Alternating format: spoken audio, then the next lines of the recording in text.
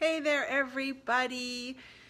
So there was a question in the group that Jenny asked. I love it when you guys ask a specific question because then I can really tailor to what you are needing and wanting to know. And this actually happens to be one of my favorite things to talk about. So she was asking about how do you keep staying curious and continue the process of getting to know somebody as opposed to deciding that you already know everything about them or there really isn't any more to know. So of course at various stages of relationship, there's kind of different things that we're usually interested or curious about, right? In the beginning, everything is new. But I like to imagine that there's always more to know about me and about anybody that I'm relating with. I know that I am a perpetually evolving and expanding creature, that I'm always learning, I'm always changing, I'm always discovering, that I really am always in evolution. So that means that what I'm thinking about is changing. What's in my heart is changing. What I'm discovering is changing. I might be up against or discovering new edges or breakthroughs that I'm having. And all of that I find really juicy because it's the process of my own development. Get rid of that. So the first thing I want to say about this is the come from really informs where I might bring my attention. And culturally, we get a lot of messages about what's not okay to ask and being polite. I have heard so many times a parent in a store to their young child saying, shh, we don't ask that. But children are naturally curious. If they see somebody in a wheelchair, they want to know what happened to you. If they see something that they've never seen before, they want to know about it. That curiosity, I think, is a really beautiful thing.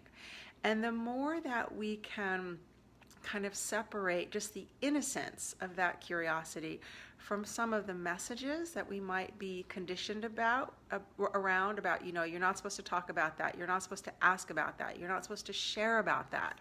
Those messages are really going to get in the way of our innate curiosity. So the foundation piece is allowing yourself permission to be curious. Hey Vincent, nice to see you again.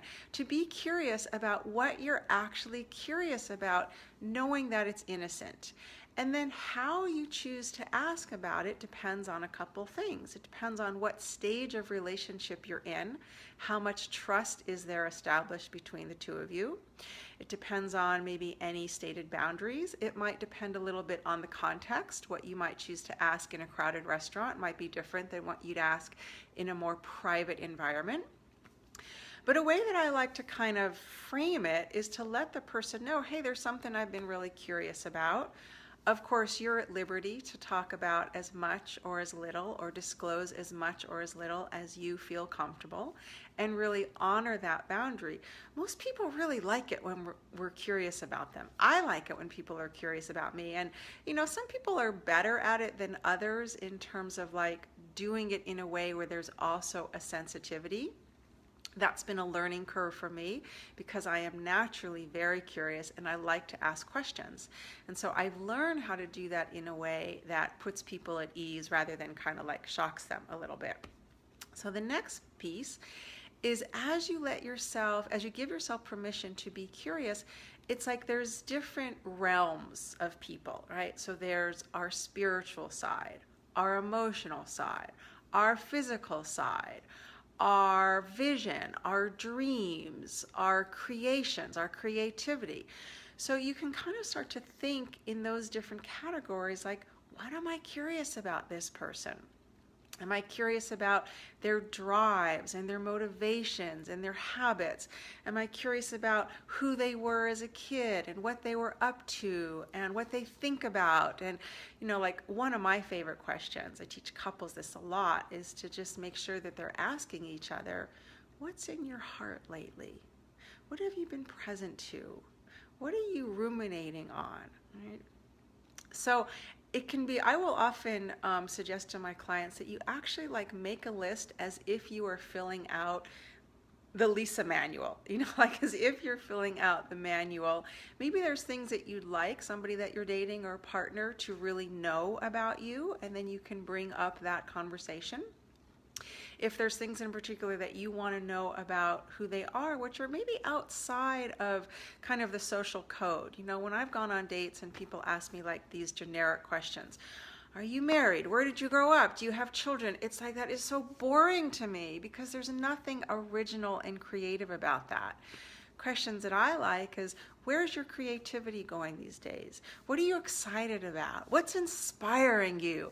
What was the last thing that you really laughed about, right? Like, did you have a dream that was interesting or revelatory for you?